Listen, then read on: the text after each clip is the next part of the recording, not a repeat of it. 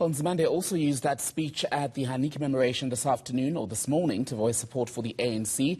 This just days after another member of the tripartite alliance, COSATU, said it would not abandon the ANC ahead of local government elections expected to be held later this year. The alliance is under pressure to get a grip on factionalism and leaders embroiled in corruption scandals and power struggles. COSATU and the ANC-led government have clashed in recent months over public sector wages. Sanusha Naidu is a political analyst from the Institute for Global Dialogue and joins us now from Cape Town to talk more about this. Sanusha, always great to have you on. So you've got the SACP today through Blade Nzimande giving its endorsement for the ANC. COSATU did so earlier in the week. It comes after back and forths in the tripartite alliance where the other two have often said, look, we're not afraid to go it alone, but they never do. So does it actually matter anymore? Good evening, Thembekile. I mean, it's quite interesting. I think in the run-up to those two decisions, there was a lot of volatility. There was anger, particularly from the Labour side, from COSATU, even threatening that they would withdraw support for the local government election. But I think at the end of the day, what really challenges both partners in the tripartite alliance is the fact that whether they can go it alone. Can they test the waters and see if they are not part of the tripartite alliance, if they are not part of that kind of structure, would they actually still have the kind of the support base? And I do think they have it. The challenge is this overlap between members that sit in the executive council or sit in terms of how are they in cabinet, particularly from the SACP. There are members of the SACP that are in cabinet in the ANC-led government, and so too from COSATU. And so that becomes a complex relationship and becomes a very complicated relationship between the three partners, because at the one hand, you have your partners in government. On the other hand, you're saying, get your house in order. And that makes it difficult, because if you're going to withdraw support, what does this mean for you being part of government, whether you are the Minister of Trade and Industry or the Minister of Higher Education?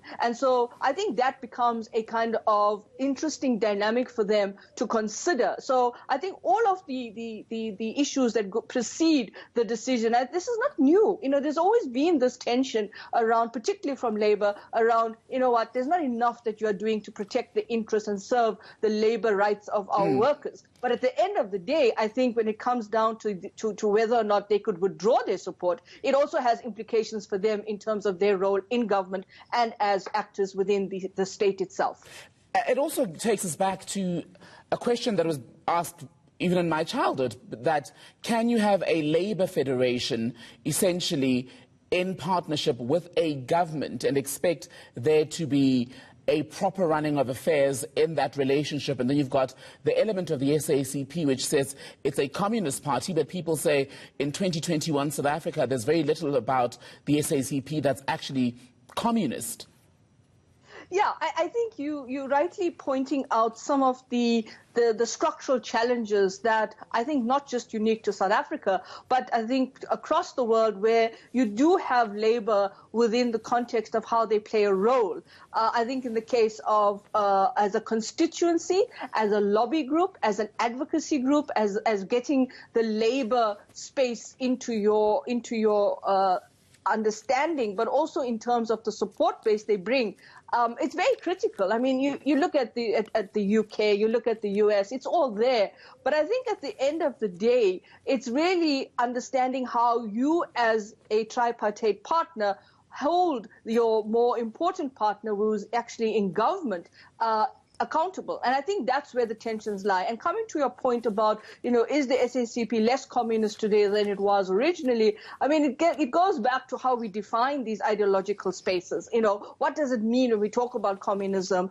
Do we use it in a very kind of communist light approach? Do we take a very light approach to what we think is a communist ideology? And I think that, again, has to be looked at in terms of the narrative and deconstructed in terms of the narrative, because I think we tend to assume that communism has a particular label, but I think it's also about understanding that it's not just about how governments are operated or what kind of work model you have, a governance structure you have. It's also about the fact that you're talking about distribution of resources, and I think that's a key issue that you are raising about whether there has been that equitable distribution of resources, whether we are dealing with the structural inequities that our society actually is afflicted by after we see the challenges around the student protest movement, around the miners that are being not given the proper requisite rights in terms of their salary, just the way in which the market is organized. I think that's a bigger question around how we think about ideology in South Africa and globally. And the big issue in the tripartite alliance, it came out both at the COSATU briefing earlier in the week, and today there were inferences made at the Chris Hani Memorial. That's the issue of the step-aside rule in the ANC, that leaders accused of serious crime, including corruption, indeed step aside. We know Ace Magashule's name has been quite prominent in that discussion, because he has now, less than 30 days, essentially, to either step aside or be told to step aside.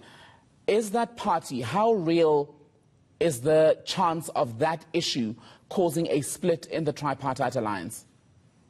I don't think it's going to do that. I mean, I may be completely off the mark here, but I don't think it's going to really cause the split, because they all have their interests in terms of why this alliance is valuable for them. And I think they would like to see some of the decisions that were made at the NEC meeting of the ANC to be implemented. But it also means that they will also have to think about how this also applies to their organizational structure, their organization, in terms of some of the issues with regard to dealing with similar issues of corruption, of allegations of criminal activity, etc. And it doesn't only apply to the ANC. I think it's across the board. So I think at the end of the day, it's all very important to raise the red flag about this and say, ANC, get your house in order. But you also may be shedding a light in terms of your own organizational issues as well. Sanusha Naidu, political analyst with the Institute for Global Dialogue. Always great to speak to you.